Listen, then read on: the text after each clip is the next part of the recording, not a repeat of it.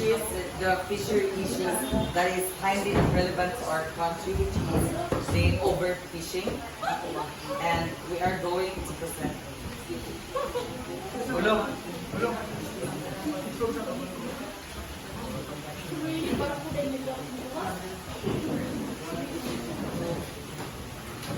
Yan, ma'am.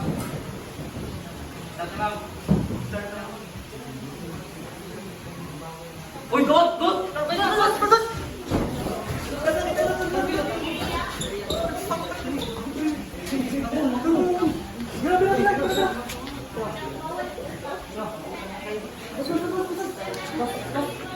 Tahu bilang tahu dengan lugai.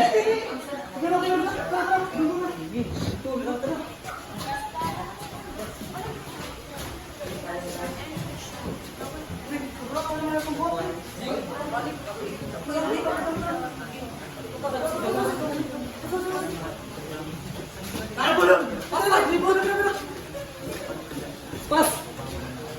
Bila. Oh, bila apa tuh dia? Drego. Oke.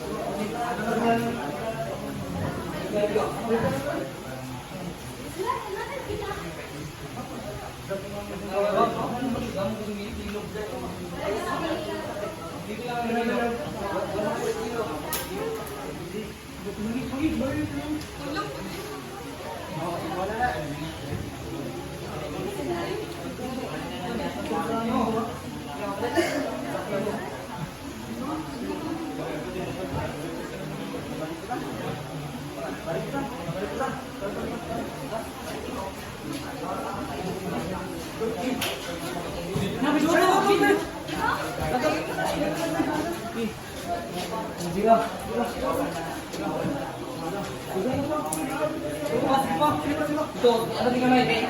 Mas data yan.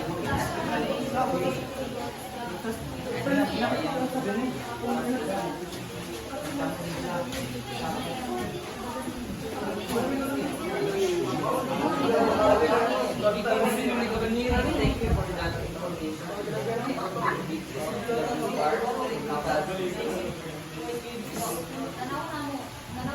Thank you so much.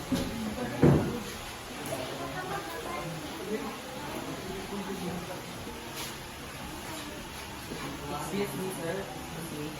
We are from the BFAR, we are personnel, and we are here because we hear a report that you catch fish to the limit, over the limit, and the total allowable catch. And we think it is not good for the health of our population. Sana, pwede ka mo mag-prisa sa iyo tagtimo. Dahil ang punishment, depende sa tagtimo. Pero kumapamilya ka to, kumapamilya ka sa iyo. So, para pa ini warning pa ini, kaya lapas ka mo sa catch limit or total allowable catch sa maximum sustainable yield. Dapat dili ka mo sobra sa income. Dapat 50 kilos na. Kuman hindi kami magkakamo. Tapos ang ito pa nagamit na fishing gear, may pa. So dapat makuha ka sa mga isda. Sa nalukin, sa mga pa daw sa figurines pa daw mga isda. Ito tagbuka. So ano mo daw pagsunod sa kuha? Sa ibang mga tao, mga gagawin pa ng isda. Ito pagbuka. Pwede mo sunod. So we are here to inform you and for you guys to compare it to the BFAR for the sustainability of the resources we have, because we as a BFAR personnel, we promote a health and sustainable long-term sustainability of the fishery.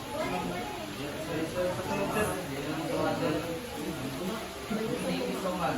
This is a warning, and if you hear a report next time, you will face a consequence. Thank you so much.